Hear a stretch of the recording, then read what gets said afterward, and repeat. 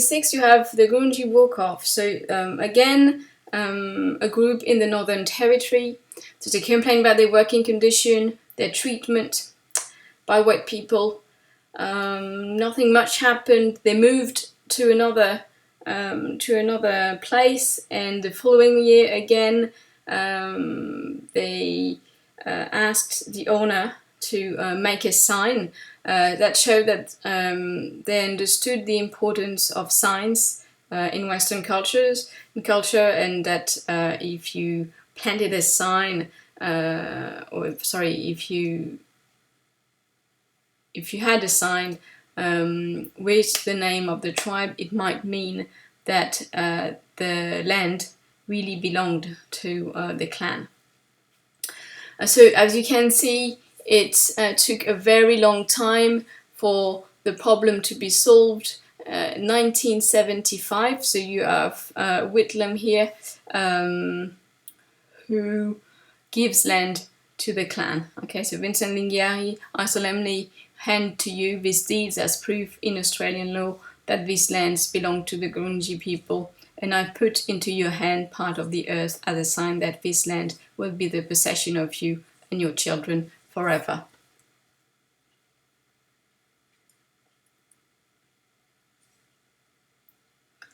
There's of course the referendum then in 1967. Okay, I've already talked about it, so I'm not going to talk again about it. And there's also, well, another element in Australian claims, in showing that they felt isolated from the rest of the population, that they felt that they did not have the same rights as the other white Australians, was the tent embassy and the flag in 1972. So Australia Day, so that is Australian Day in 1972. So Australia Day celebrates the arrival of the First Fleet. So as you can guess, the Aborigines usually aren't in a celebratory mood.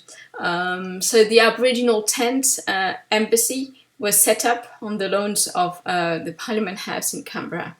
So, okay, so you can see there, respect our land,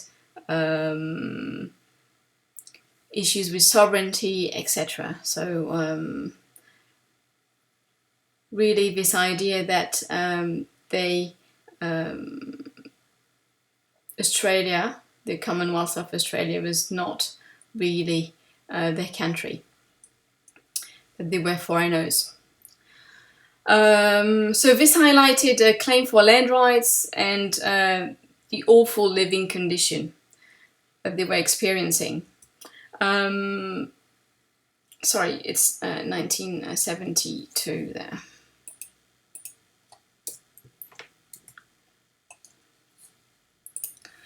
So in 1972, you also have the Aboriginal flag.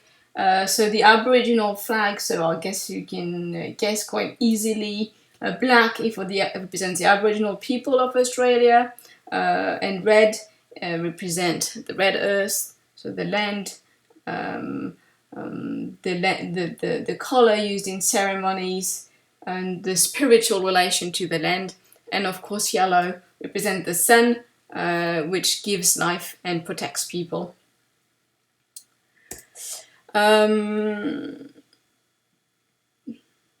Right, so with the land rights, one of the most famous cases is the Mabo case, the final decision being only given in 1992, but it all started in the 1970s when the Queensland government began to remove the land rights of the people in the Torres Strait. That's the Torres Strait here. And that is Eddie Mabo, who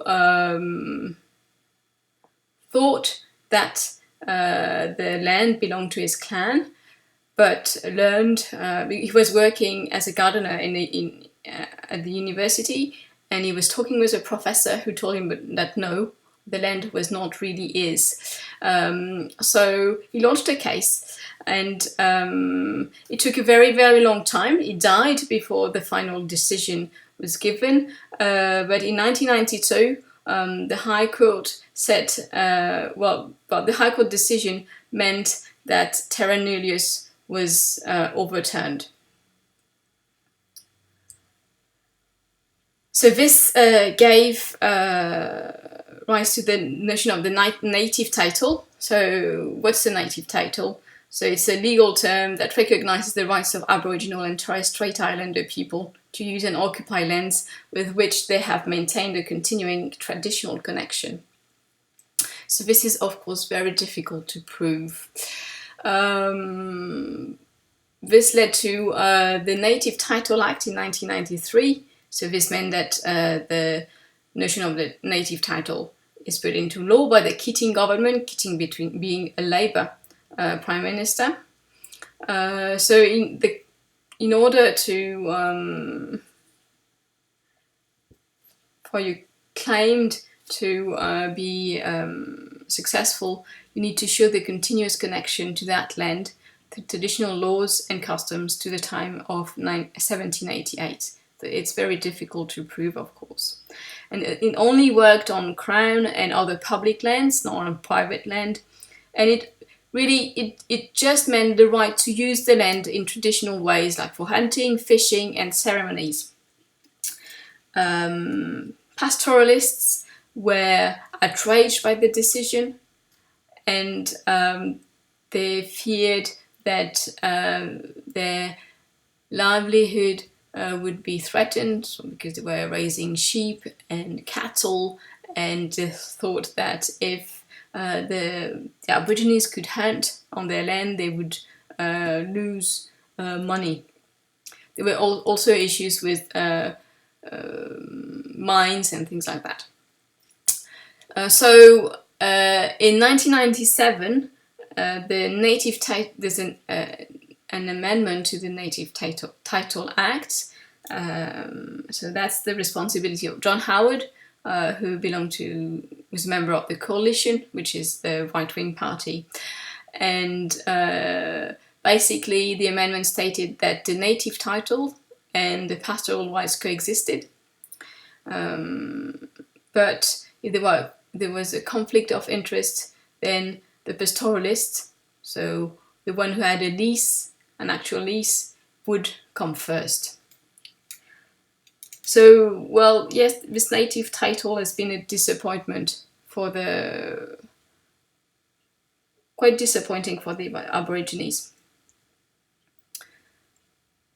Just to show you how complex this is, I'm just going to show you the video here.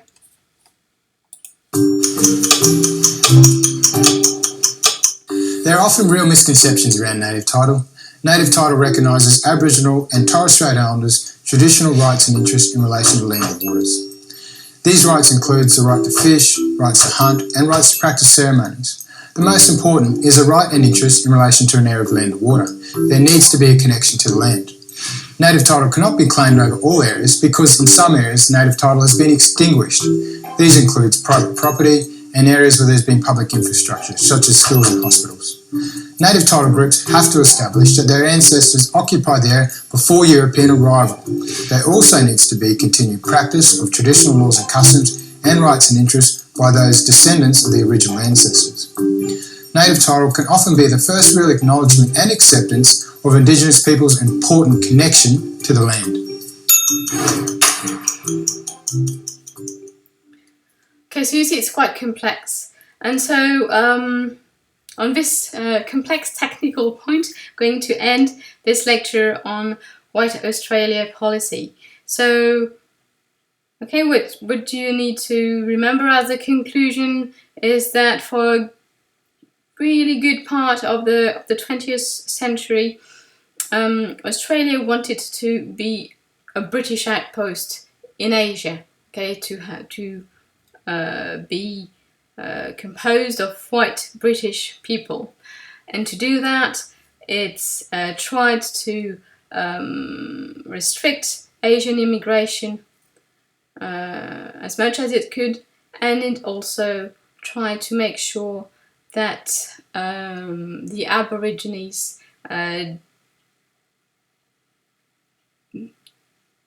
died or, well, yes, that's the Aborigines died out.